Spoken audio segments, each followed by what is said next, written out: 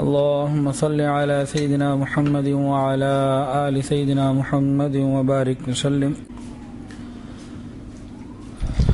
حضور پاک صلی اللہ علیہ وسلم کا پاک ارشاد ہے، لا تدخلون الجنت حتی تؤمنوا، کہ تم جنت میں داخل نہیں ہو سکتے جب تک ایمان نہ لے آؤ، ولا تؤمنوا حتی تحابوا، اور تم ایمان والے اس وقت تک نہیں ہو سکتے جب تک تم آپس میں محبتیں نہ کرو۔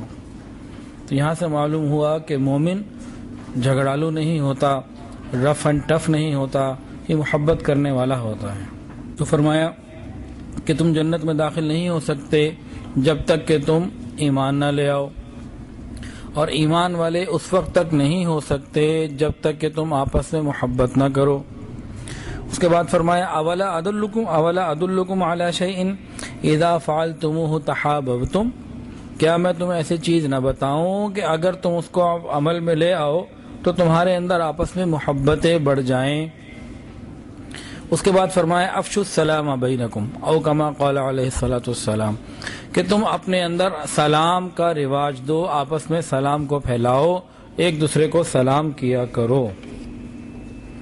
تو غور فرمائیے کیا فرمایا کہ تم جنت میں داخل نہیں ہو سکو گے جب تک ایمان والے نہ ہو، اور ایمان والا انسان اس وقت تک نہیں ہوگا جب دوسروں سے محبت نہ کرے۔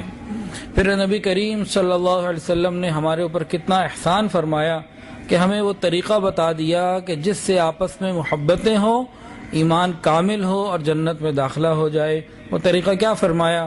فرمایا کہ تم ایک دوسرے کو سلام کیا کرو۔ مختلف اقوام میں جب ملاقات ہوتی ہے، ملتے ہیں، تو الگ الگ رواج ہیں۔ انگریزوں کا رواج ہے صبح ملیں گے تو کہیں گے گڈ مارننگ، شام کو ملیں گے تو کہیں گے گڈ ایوننگ۔ نبی علیہ السلام کے اظہار نبوت سے پہلے اہل عرب جب ایک دوسرے کو ملتے تھے تو وہ کہا کرتے تھے حیاک اللہ، اللہ تجھے زندگی دے، اور کہا کرتے تھے انعم اللہ صباحا، اللہ تمہاری صبح میں برکت دے۔ اور مختلف قوموں کے مختلف انداز ہیں، وہ سب کے سب جزوی ہیں، کامل کوئی بھی نہیں۔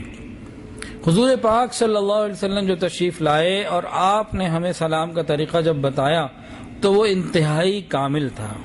وہ کیا طریقہ ہے؟ فرمایا کہ جب آپس میں ملو تو یوں کہو السلام علیکم۔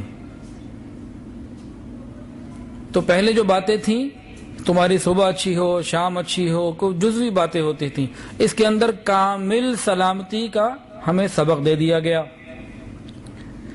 اب اس کے دو معنی علماء نے لکھے۔ ایک معنی تو ہم سب کو غالباً علم ہوگا، وہ یہ ہے السلام علیکم، کہ تم ہر رنج اور مصیبت پریشانی سے سلامتی میں رہو، تکلیفوں سے سلامت رہو، سلامتی میں رہو۔ پہلی بات تو یہ مطلب بتایا۔ ایک اور اس کا مطلب بہت عجیب احکام القرآن میں ابن عربی رحمۃ اللہ نے نقل کیا ہے، ابن عیینہ رحمۃ اللہ کا قول، کہ انہوں نے کس سے پوچھا کہ جانتے ہو کہ سلام کیا ہے؟ فرمایا کہ سلام کرنے والا جو کہتا ہے السلام علیکم، اس کا مطلب یہ ہے انت آمن منی، کہ تم مجھ سے امن میں آ گئے، تمہاری جان مجھ سے محفوظ، تمہارا مال مجھ سے محفوظ، تمہاری عزت، تمہاری آبرو، تمہاری ہر بات مجھ سے محفوظ۔ یہ ایک بہت بڑی سیکیورٹی بندہ اگلے کو دے رہا ہوتا ہے کہ اب تم مجھ سے امن میں آ گئے، میں تمہارے خلاف نہ سازش کروں گا، نہ میں تمہارا برا چاہوں گا، میں تمہارا ویل وشر رہوں گا۔ یہ ایک بہت بڑی ضمانت انسان دوسرے کو دے دیتا ہے۔ اب سلام کرنے میں حکمتیں بھی ہیں۔ پہلی بات تو یہ کہ اللہ رب العزت کا ذکر ہے، دوسرا یہ تذکیر یعنی نصیحت ہے، تیسرا یہ محبت کے اظہار کا ایک ذریعہ بھی ہے اور دوسرے کے لیے دعا بھی ہے، پانچواں کہ دوسرے بندے کے ساتھ ایک معاہدہ بھی ہے کہ میں تمہاری جان، مال، عزت، آبرو پر نہ ہاتھ اٹھاؤں گا، نہ زبان سے تمہیں تکلیف دوں گا۔ اسی لیے صحابہ کرام میں ایک ایسی کیفیت پیدا ہو گئی تھی کہ جب کوئی صاحب آتے ملنے کے لیے اور وہ سلام نہ کرتا تو یہ پریشان ہو جاتے کہ شاید یہ کوئی دشمنی نہ نکال لے، کوئی اور پریشانی کی بات نہ ہو۔ جب وہ سلام کر لیتا، کہہ دیتا السلام علیکم، تب اطمینان میں آ جاتے کہ اب ہماری جان، مال، عزت، آبرو اس سے محفوظ ہے۔ یہ بہت بڑی سیکیورٹی انسان دوسرے کو دے رہا ہوتا ہے، تسلی دے رہا ہوتا ہے۔